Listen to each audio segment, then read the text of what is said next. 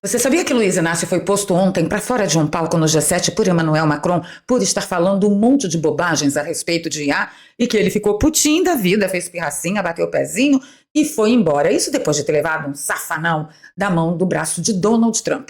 Nesse vídeo eu vou te contar que, entre outras atrocidades do G7, que você não deve ter visto por aí, Luiz Inácio fez propaganda da urna eletrônica. E o mote da propaganda que ele fez da urna eletrônica é que é o mais absurdo de tudo.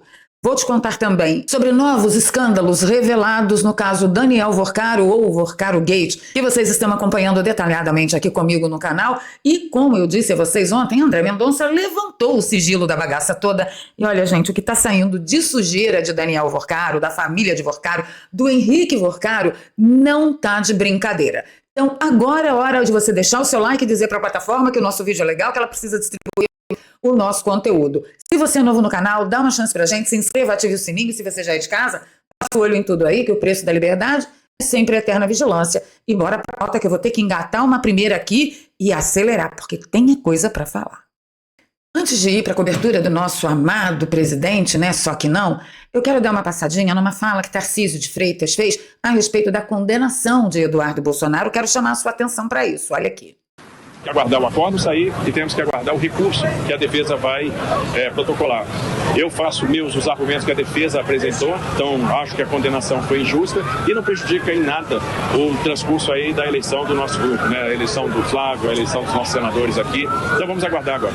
Quer dizer que não interfere em nada na eleição dos nossos, Tarcísio? Eu achei que o plano fosse indicar André do Prado e Eduardo Bolsonaro como suplente para que, na vitória de Flávio Bolsonaro, Eduardo fosse tornado livre e voltasse como senador, suplente de André do Prado. Pelo menos foi isso que me contaram. E você que está assistindo a gente, você lembra desse enredo? Porque eu lembro muito bem. Agora vem Tarcísio e diz, tipo, ufa, isso não atrapalha em nada? Atrapalha sim, André do Prado acabou de perder o seu suplente. É incrível, né? As pessoas não podem abrir a boca não, que elas se entregam pela goela. É incrível. Vamos dar um pulinho lá no G7? Quero mostrar para vocês que Donald Trump descabelou o palhaço, né? Ele disse, perguntado por uma jornalista, ele disse que o Brasil se tornou um país muito perigoso, que estão agindo de forma muito dura com o Bolsonaro Júnior, que Luiz Inácio virou o cramunhão cuspindo marimbondo, pessoal. Não pedi bilateral para o Trump porque nós estamos em negociação. Eu acho que o que ele fez foi uma coisa desaforada para o Brasil, ele sabe disso. Diz para ele que se ele quiser combater o crime organizado, o Brasil está muito disposto, inclusive dizendo para ele que são eles que exportam contrabandeiro arma para o Brasil. Todas as armas que a Polícia Federal aprende no Brasil vêm de Miami. E que o estado de Delaware, nos Estados Unidos, faz lavagem de dinheiro de bandidos brasileiros. E entreguei por escrito, porque eu não quero só falar. Porque o presidente Trump, ele fala muito e ouve pouco. Quando eu converso com uma pessoa que fala mais do que ouve, eu faço questão de entregar por escrito para as pessoas não esquecerem o que eu entreguei. E eu fiquei surpreso quando, a semana passada, recebi a notícia, sabe, da punição, inclusive colocando as facções criminosas, sabe, como terroristas. Eu acho que ele conhece pouco o Brasil. Se ele conhece o Brasil pela relação que ele tem com a família Bolsonaro, ele desconhece o Brasil. O Bolsonaro já está preso. Agora, não se meta nas eleições do Brasil, porque as eleições do Brasil é um problema do Brasil. Vamos... Luiz Inácio não tem a menor ideia do que acontece em Delaware. As armas podem chegar no Brasil, as armas americanas podem chegar no Brasil através de contrabando, porque simplesmente lá nos Estados Unidos as armas são livres. E ele disse para os Estados Unidos não se meter no Brasil, né, nas eleições do Brasil. Certamente ele está falando do apoio de Donald Trump à família Bolsonaro e o Mafinha, que é um grandioso perfil lá do X, sigam o Mafinha.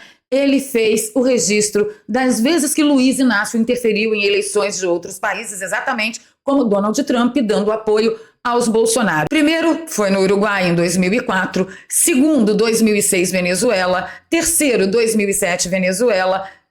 Quarto, Argentina, Kirchner. Quinto, 2009, Bolívia. Sexto, 2009, El Salvador. 7, 2009, Uruguai, Pepe Mujica. 8, Honduras, Manuel Zelaya, em 2009 também. 9, 2011, Peru. 10, 2012, Venezuela, reeleição de Chávez. 11, 2013, Venezuela, Nicolás Maduro. 12, 2013, Chile, Michelle Bachelet. 13, 2013, Honduras. 14, 2015, Argentina, Daniel Scioli. 15, 2018, México, López Obrador. 16, 2009, Argentina, Alberto Fernandes. 17, 2019, Bolívia, Evo Morales. 18, Peru, Pedro Castilho. 19, 2021, Nicarágua, Daniel Ortega. 20, 2022, Colômbia, Gustavo Petro. 21, 2022, na França. 22, 2022, também na França, Emmanuel Macron. 23, 2023, Argentina. 24, 2024, México, a Cláudia Sheinbaum. 25, 2024, Estados Unidos, Joe Biden. 26, 2024, Venezuela, Maduro versus Edmundo Gonzalez. Então, o Lula, ele simplesmente esquece que ele já interferiu na eleição de outros países, apoiando seus candidatos. Isso seria lícito. Mas Donald Trump apoiar os Bolsonaro, aí não. Aí é crime, é soberania. Soberania, como diz o meu amigo Peter Turguniev, do canal Ancapso. Agora, a pérola da noite foi o que o Jason Miller postou. A gente não tem o vídeo desse acontecimento, porque foi num evento fechado, e o Jason Miller diz assim: Lula oficial, alguém que fala merda demais, está projetando aqui. Você soube do que aconteceu hoje no G7? Lula tentou fazer um discurso longo, confuso, prolixo no fórum de IA. Foi tão ruim e Lula estava tão incoerente que Emmanuel Macron teve que interferir e cortá-lo, porque ele não parava de falar. Se o tempo dele já tinha acabado, ele estava fazendo discurso político, e Emmanuel Macron parece que interrompeu ele. Rapaz, diz que ele ficou chateado, #chateade, fez chilique como uma criança e depois se levantou e saiu. Então sim, Lula também é alguém que fala demais, porque ele está fazendo referência ao que Lula diz de Trump falar demais. Conta aí pra mim nos comentários, você sabia que isso tinha acontecido? É óbvio que você não vai ver isso nas páginas da mídia do regime, né? Só vai ver em canais como o nosso aqui. Mas pra mim, o que realmente acabou com tudo lá no G7 foi essa propaganda que Luiz Inácio fez das urnas eletrônicas, exibindo, contando quais são os principais benefícios de usar as urnas eletrônicas aqui no Brasil por tanto tempo. Não adota o sistema eletrônico como orientação aos países. Eu fui o segundo em 89. Eu fui o segundo em 94. Eu fui o segundo em 98. Aí eu fui o primeiro em 2002. O primeiro em 2006. O primeiro, o PT foi o primeiro em 2010. O primeiro em 2014. O segundo em 2018. E o primeiro agora. Tudo pelo voto eletrônico. So they go, all this was electronic system. You go 1, 2. Vocês podem achar até que eu tô maluca, mas a sensação que eu tive foi que a propaganda foi assim, ó. Por que vocês na ONU não adotam sugerir a todos os países urnas eletrônicas? Olhem o que as urnas eletrônicas fizeram comigo. Eu tô rindo, mas é de nervoso. Eu tô rindo pra não chorar. Gente, alguém me ajuda, pelo amor de Deus. Foi isso mesmo que eu vi? Foi isso mesmo que aconteceu? Isso porque o microfone do ambiente estava ligado e ele não sabia. Porque ele jamais falaria abertamente assim entre republicanos, líderes republicanos. Ele estava falando, pensando que estava no privado, com líderes de esquerda. Tá? Então, não bastando ele ter se reunido com Tedros Adhanom para defender uma governança global para diretrizes globais para a pandemia, não bastou se reunir com outros manda-chuvas de esquerda da ONU para defender uma governança global para IA e redes sociais. Então, o cara está todo trabalhado na governança global. Aí ele vai lá e fala que a urna eletrônica fez tudo isso por ele, que é uma maravilha? Olha, deixa aí para mim nos comentários o que você achou, mas deixa com cuidado, porque a gente tem que ter muito cuidado com o que fala sobre esse assunto aqui no Brasil. Tá bom? Então tá. Foi assim que eu entendi a propaganda, mas de repente eu tô totalmente enganada, porque afinal de contas eu não sou dona da verdade, já com 57 anos, eu devo estar meio pichuluco das ideias. Vamos continuar, que tem bastante coisa para eu comentar com vocês a respeito do Vorcaro Gate, do Mastergate. Gente, tá um sururu de caroço essa história. Primeiro vamos tentar falar de Vorcaro, que tentou acionar o diretor da Polícia Federal e da PGR antes da primeira prisão. Onde que está escrito isso? No relatório que o André Mendonça liberou, que eu comentei com vocês ontem de manhã. Não sou eu que estou falando não, tá? É a CNN. O ex-banqueiro Daniel Vorcaro buscou contato com os diretores da PF, Polícia Federal, André Rodrigues, e da PGR, Paulo Gonet, pouco antes de sua prisão. Quem aponta isso é o relatório preliminar divulgado ontem pelo ministro André Mendonça, do Supremo Tribunal Federal. Conforme a peça, pouco antes de sua primeira prisão, em novembro de 2025, Vorcaro pediu a um interlocutor que reforçasse com os diretores, tanto da PF quanto da PGR, para que os subordinados das corporações não praticassem nenhuma sacanagem, senão iria tudo para o saco. O que iria para o saco? Era dinheiro, era coisa ou era pessoa? Porque depois do que nós ficamos sabendo da atuação da máfia sicariana da família Vorcaro, a gente tem que se perguntar, o que vai para o saco? Coisas ou pessoas? A matéria da CNN ainda diz que, segundo a nota encontrada no celular de Vorcaro, ele recebeu informações confidenciais por parte de amigos de dentro do Banco Central, que ficaram preocupados com a pressão feita pela Polícia Federal e pelo Ministério Público contra o Banco Central antes da deflagração da Operação Compliance Zero, que foi a primeirona lá no final do ano passado, que começou a desmontar o castelo de ouro da família Vorcaro. O ex-banqueiro diz que mantinha, desde julho de 2025, um mapeamento sobre qualquer investigação que pudesse envolver as fraudes do liquidado Banco Master, por onde obteve acesso à notícia de fato que marcou o início da Operação Compliance Zero. A partir da contextualização dos envolvidos, Vorcaro passou a monitorar as autoridades para tentar influenciar agentes públicos. O cara era o manda na porra toda. Tô desconfiada até que era ele que mandava em Alexandre de Moraes. Segundo a investigação...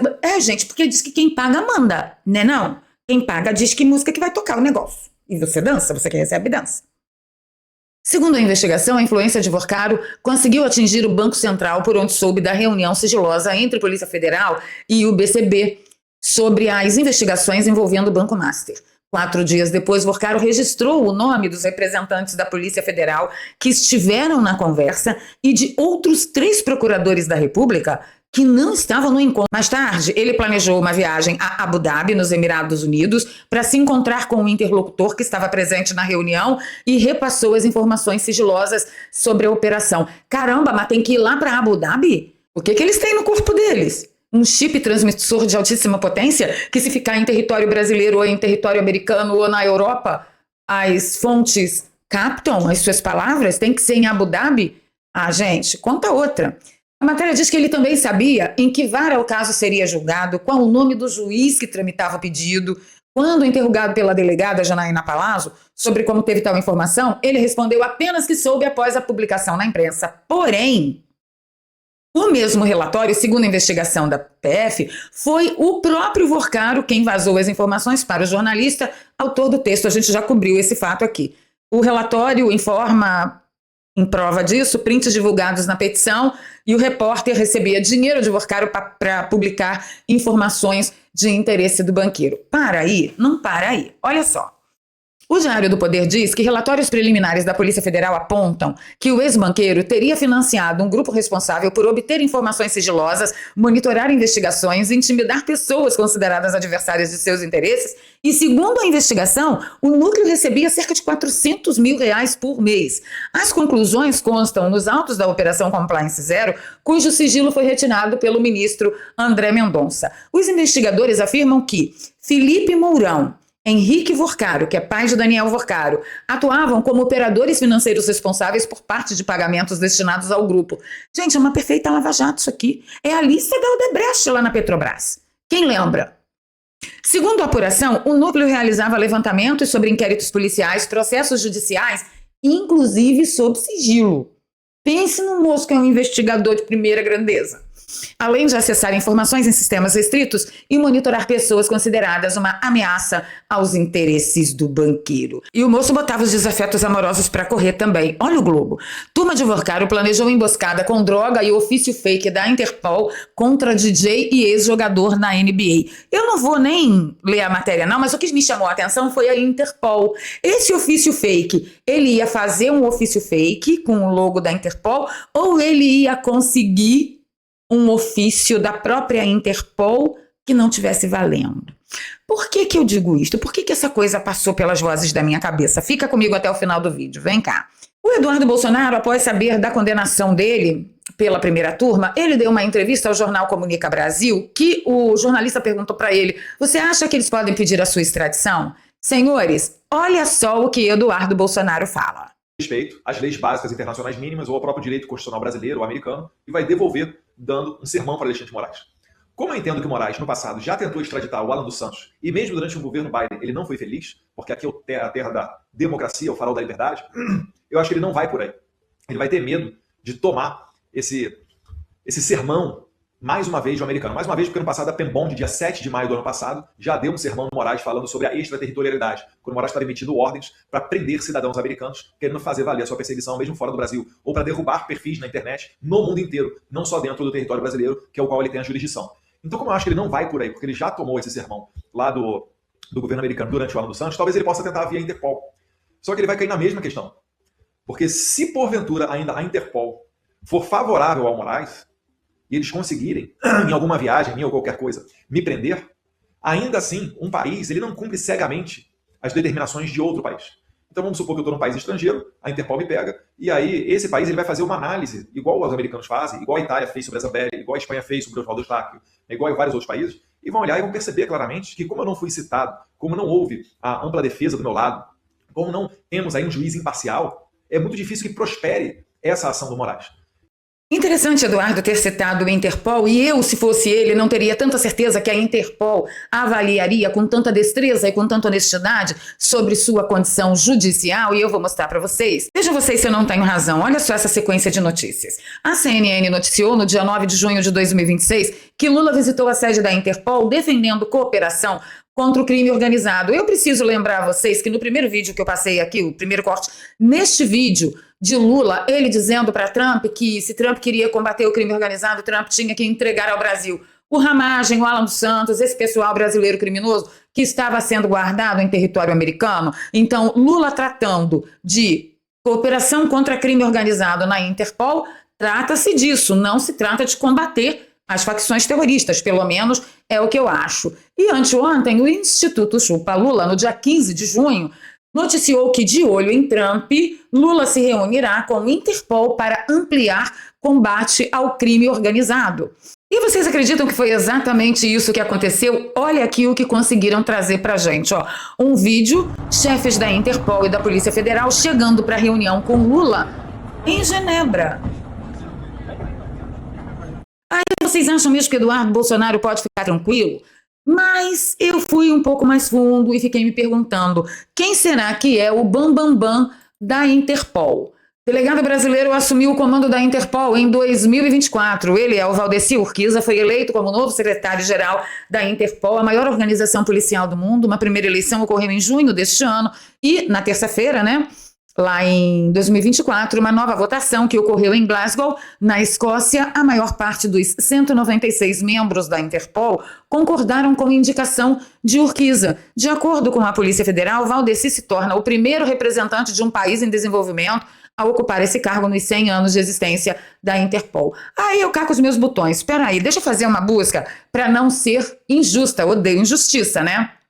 E aí eu perguntei para a IA do Google, Valdeci Urquiza tem ou já teve ligações com algum partido político? E a IA me respondeu o seguinte, ó, ele não tem filiação partidária nem histórico de atuação política. Ele é um delegado de carreira, atua como secretário-geral da Interpol. Apesar de ter uma carreira técnica, sua indicação à eleição para o comando da Interpol contou com forte articulação institucional do governo federal brasileiro. Em 2024, quem estava no poder? Luiz Inácio. Por meio do Ministério das Relações Exteriores, do Ministério da Justiça e Segurança Pública e da própria Polícia Federal, que no caso seria o Andrei Rodrigues. No entanto, a IA assegura que o currículo dele e as atribuições sempre foram estritamente focadas na área de segurança pública, cooperação policial internacional. Aí eu falei, cite aí 3 ações que podem ser consideradas forte articulação institucional do governo federal brasileiro. Aí ele fala, o engajamento diplomático global, o Ministério das Relações Exteriores, o Itamaraty, acionou sua rede internacional de embaixadas para realizar gestões diplomáticas diretas com governos estrangeiros garantindo o apoio dos 153 dos 196 países membros da Assembleia Geral. O lançamento conjunto e suporte político. A candidatura foi lançada oficialmente em uma cerimônia de alto nível no Palácio do Itamaraty, contando com o empenho direto do presidente da República e de ministros do Ministério da Justiça e Segurança Pública que integraram comitivas oficiais em eventos internacionais da organização e projeção técnica internacional. Aí foi com Andrei Rodrigues. A Polícia Federal promoveu a plataforma de Urquiza, baseada em diversidade e modernização. Utilizando seu histórico institucional e prestígio da corporação como trunfos na liderança de operações de cooperação policial no Comitê Executivo da Interpol. Fala comigo, meu pequeno gafanhoto, meu pequeno padawanzinho. Você, se fosse Eduardo Bolsonaro, teria tanta confiança assim na Interpol? Porque depois das pesquisas que eu fiz hoje, eu fecharia a tampa do caixão e ficaria lá em solo americano em perfeita segurança. Por mais que Flávio Bolsonaro precise, mande um representante, Eduardo. Pelo amor de Deus. Eu não quero ter mais dissabores do que eu já tive até agora. Certinho? Certinho. E aí eu queria saber de você. Você acha mesmo que essa reunião de Luiz Inácio com os manda-tudo lá da Interpol foi para combater o crime organizado das facção horrorosa que virou facção eletricista? Ou você acha que Luiz Inácio foi mandar os caras da Interpol ficar tudo de olho em brasileiro voando de um lado para o outro, brasileiro inocente, cujo regime considera criminoso? Deixa nos comentários para mim. Ficando por aqui, pedindo seu like, seu compartilhamento. Se você gosta do meu trabalho, aqui tem um pix, eduarpravaleria@gmail.com. Você pode nos apoiar com qualquer valor, a gente precisa muito, principalmente nessa época de extras, como medicamentos e fisioterapia, tá bom? Olha, só nos resta ir para os comentários. Bora tretar? Bora. Beijo no coração. Fui.